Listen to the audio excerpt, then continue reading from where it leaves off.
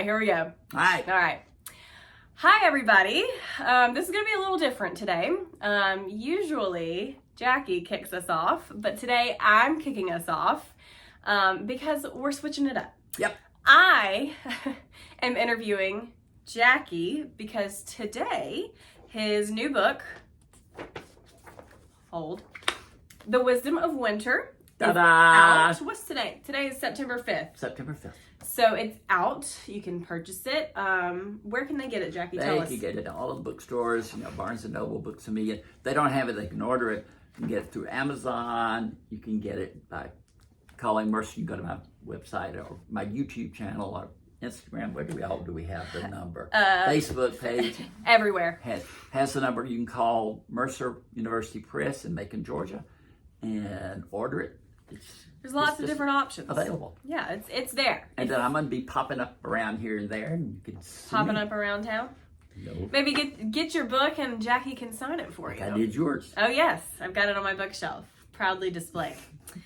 So if you've been around a while, you know that Jackie likes to interview all of his author friends, or not even friends, just some authors that he finds inspiring, and he will interview them and ask them all the fun questions. So today, I'm going to do my best to be like Jackie and ask some interesting questions. This is my first interview for this book. And I'm doing it. And you're doing it. Oh my gosh, what an honor. I know. For you. This I'm is just fun kidding. for I'm me. just kidding. I can't wait to see what you're going to ask. All right. So let's start with the most important chapter, the prologue. I'm just kidding. I'm kidding. But we I can was start so there. torn as to who to get to write the prologue. Were you? I had like 10 people. And you just happened to And I pick just me? kept marking them off. And suddenly there was this new writer. Uh-huh. Never had seen anything she'd written before. Never. Went right out on faith. And who ended up doing it? Moi.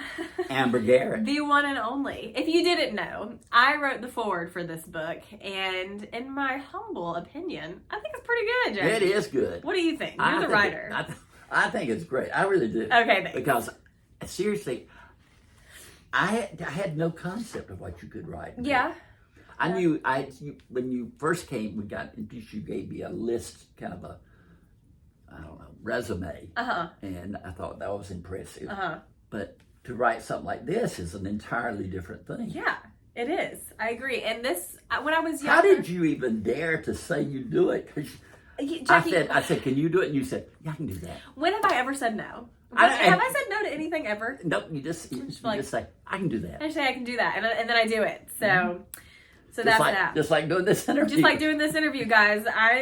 He called me yesterday. He was like, "Can you interview me tomorrow for all of our content?" And I was like, "You know what? Absolutely." And I have to give, credit to Marcia Luttrell. Yes. At Mercer University Press, because she was talking to me yesterday, and she said, "You know what you should do?" And I said, "What?" And she said, "You should have Amber interview you about the book." And here we are. And I said, "What?" And she said, "It'd be perfect." She was right. And so, thanks, Marcia. Thanks, Marcia. So Jackie. You have 7 other books. 7. Is that right? This is number 8. This is number 8. And so what year did you publish your very first book? 1999. That was a long time ago. Almost a quarter of a century. Yeah, I was 20 years. year old. Yeah. We'll just think on that for a second. That's amazing, isn't it? That my books have been coming out your entire life. Your entire life. And then the 8th book, there you are writing the... Here I am, writing the foreword. Oh, this is a full circle moment for us, Jackie. It is. We've had a lot of those recently. We do.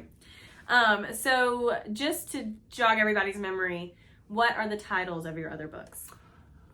The first book was called Journey of a Gentle Southern Man. And I would go and be interviewed, and people would say, "Oh, I just read your book, Journey of a Southern Gentleman." So and close. I'm like, no. That's not right. Yes, specifically, Journey of a Gentle Southern Man. And then Chances and Choices. And I don't have You forgot your books, Jackie. Halfway Home. That's right. And what's the next one? The Bookbinder. The Bookbinder. Some people thought that book... I'll have to tell the story. All right, tell the story. After Halfway Home came out. I was somewhere signing books, and this woman came up and she said, I have read all 3 of your books, or however, I think that's what it was. And I said, oh, thank you so much. And she said, I want you to know, the reason I read your books is they bind us together. She said, it's shared experiences. And I thought, that's the sweetest thing anybody's ever said. And so the next book I wrote, I called it The Book Binder. I love that. Look at you, Jackie. Taking inspiration from your readers. Then what was next? The Sunrise Remembers. I love that title. Uh-huh. And that comes from a story. Let's hear it. Because when I was growing up in Clinton, South Carolina, my family, my father was a bread salesman, and they built, we had 2 lots, and our house was on one lot, and the other lot was vacant, and they built a little cylinder brick building as a grocery store.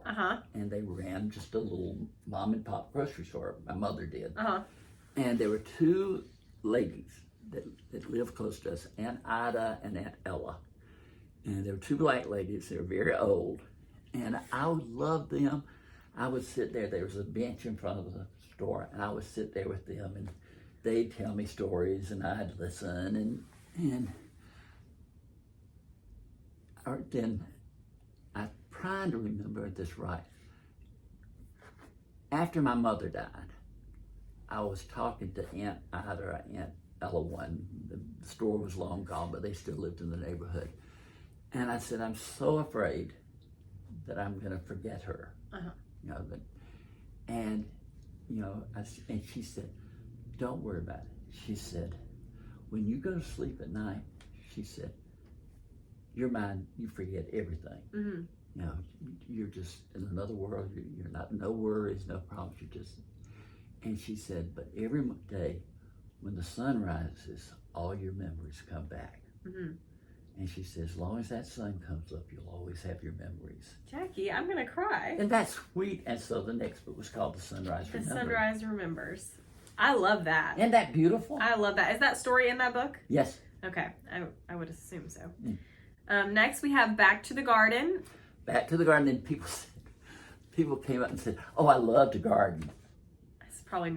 It was getting back to the Garden of Eden. It was... to live your life that you become, that you go on to glory and whatever. So it had nothing to do with gardening. To do with gardening. And I would go in stores like Books a Million or whatever, and I'd look in the gardening books, and there'd be my book. Oh my Back goodness! To the garden. They clearly didn't read what it was about. And the last one was Memories Missed, which was 2013, which means that was exactly 10 years ago. 10 whole years ago. And now The Wisdom of Winter. This is the biggest jump between writing books. Yes. Why is that, Jackie? Well, I had 2 hip replacements and back surgery in between. Well, that makes sense. Yeah, and I don't know. I had the stories in my head, and poor Mark Jolly from the publisher, Mercy University Press, he was determined I was going to write this book. And we signed a contract, 5, 6 years ago. And I just couldn't get it done. Yeah. And then COVID came along, and I thought, I'm just going to be stuck in my house. I'll just have this book done in a week. I didn't write anything. Nothing. Not a thing. I wasn't inspired during COVID either. And then Mark said, okay, I still want that book. He said, but we're going to have to sign a new contract because the other one expired. Oh, no. And he pushed me, and it came to pass. It did. It did. And now it's out there. It is. It's out there for you guys to get. So if they don't know, Jackie, your books are a collection of stories. They are not one consistent story that you read from beginning to end. Theoretically, you could turn to any page in this book and just read whatever you land on. Why do you think that this is your writing style? I don't know from the start. From the first book, Journey of a Gentle Southern Man, I kept a journal. And when the first publisher, I didn't get to Mercer till the third book. But the first publisher was an independent publisher, and I told him I had a collection of stories, which were basically my journal stories, about the South. Uh-huh. And he said, send me the 3 best stories you have. And I sent him 3, and he wrote back, this is so amazing. And he wrote back and said, I like the way you write. Uh-huh. He said, I will fly to Macon and have the contract. And this was in like March of 1999. And he said, I want the manuscript by June, and we will publish in November. Just like and that. So there were 3 different stories, and the whole subtext of this is it's one man's journey through life. Uh-huh. Because this is reflections from the journey, and others make reference to the journey. Right. But it's just stories that I pull out that happened to me along the way. Yeah. So what is the wisdom of winter? What is this about? It came to me that that life is divided into 4 seasons. Yeah, I'm on board with this. And that you were born into the spring, mm-hmm. the simplicity of spring, mm-hmm. where you have everything done for you. You have no responsibilities really. It's just simple. Uh-huh. You're there. And then that slowly evolves into the significance of summer, uh-huh. where you're, going to school, going to college, starting your job, growing into the person you're. Growing into the person, meeting your life partner, deciding if you want children or not. You're in summer. I'm in summer. Significant summer. Yeah. And then that evolves into the fruition of fall. Uh-huh. Because all of those things that you did significantly pay off. Uh-huh. You found your job, you found your spouse, you got your kids raised, and then everything through age, you look back and you hopefully have gathered and learned, and that's where the wisdom of winter mm-hmm. comes in. I love it, Jackie. And the last 4, is it the last 4 stories? Yeah. He writes about these things. It's the simplicity of spring, the significance of summer, the fruition of fall, and the wisdom of winter. And I just think that just is a beautiful way to wrap up this book. I think it's the perfect bow to the present, if you know what I'm saying. It just puts it all together so nicely.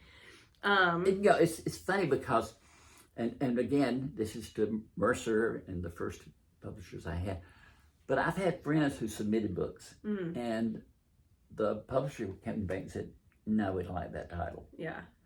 And I put a lot into my titles. Yeah. And if they were to come back and say, no, this is bad bad on that, you would have to fight them on that one, because this is a good title, Reflections from the Journey. And the company of Burt and Burt, I'm gonna say I love their covers. I love the way this feels mm-hmm. too. I love that. I mean, obviously you guys can't feel it, but it has a good. I don't know how to describe it. What would you say? It's almost felt. Felt. Yeah, it feels felty. Kind of felty. But it's they did a great job on it, I think. I would agree. So, on the back of this book here, you have some of your friends who have blurbed it. And I've written each one of them uh-huh. About it, and it meant so much. Yes. I mean, do you want to tell them who blurbed it? Well, I feel like you and I discovered Chris Whitaker.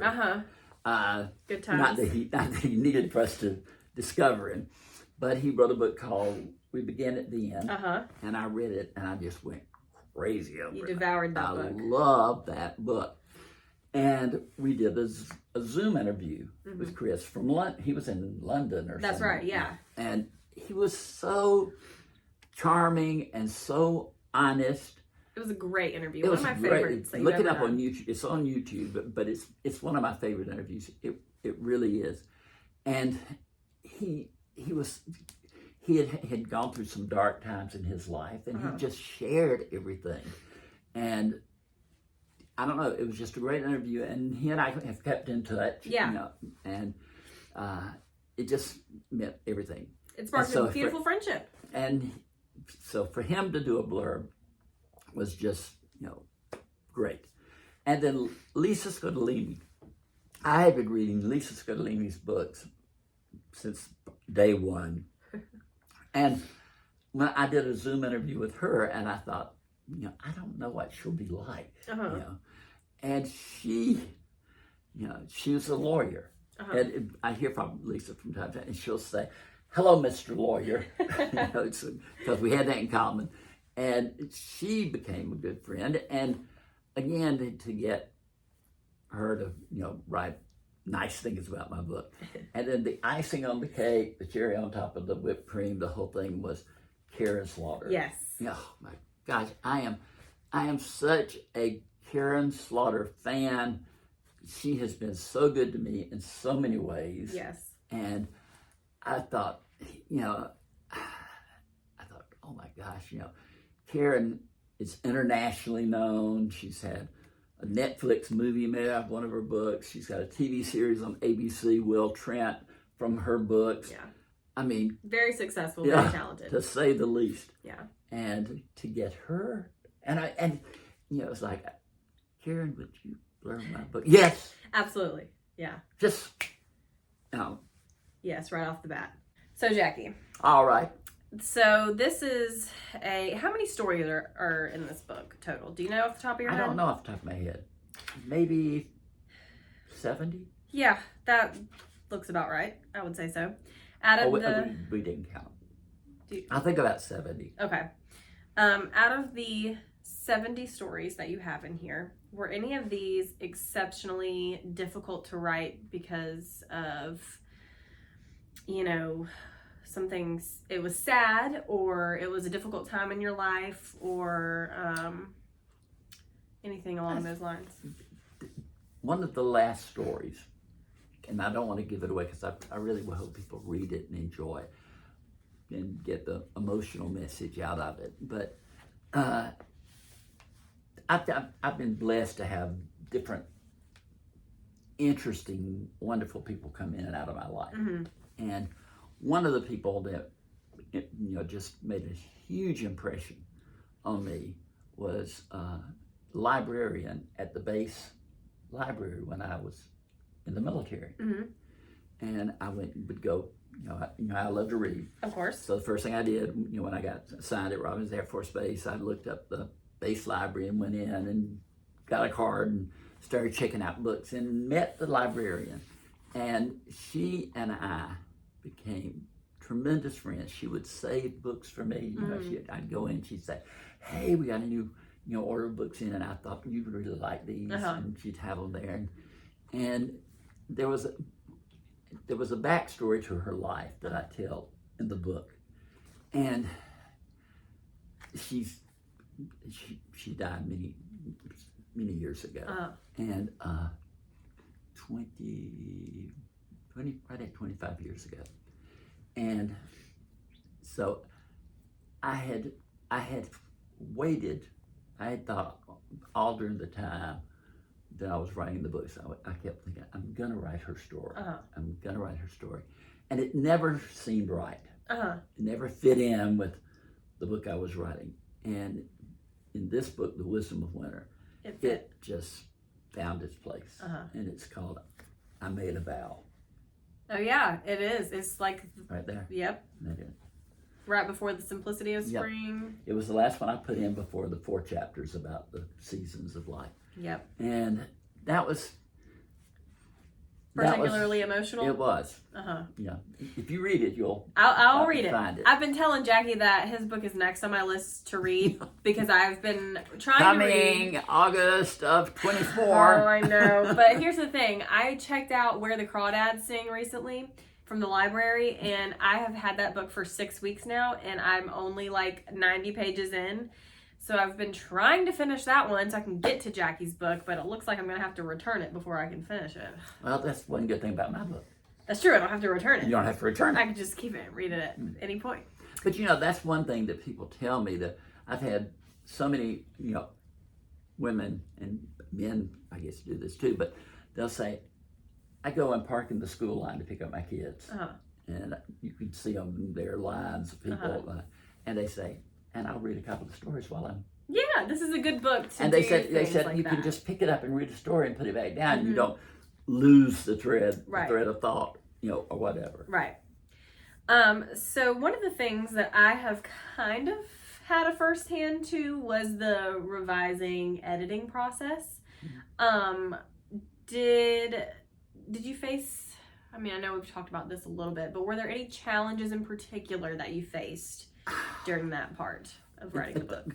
I had one editor for years.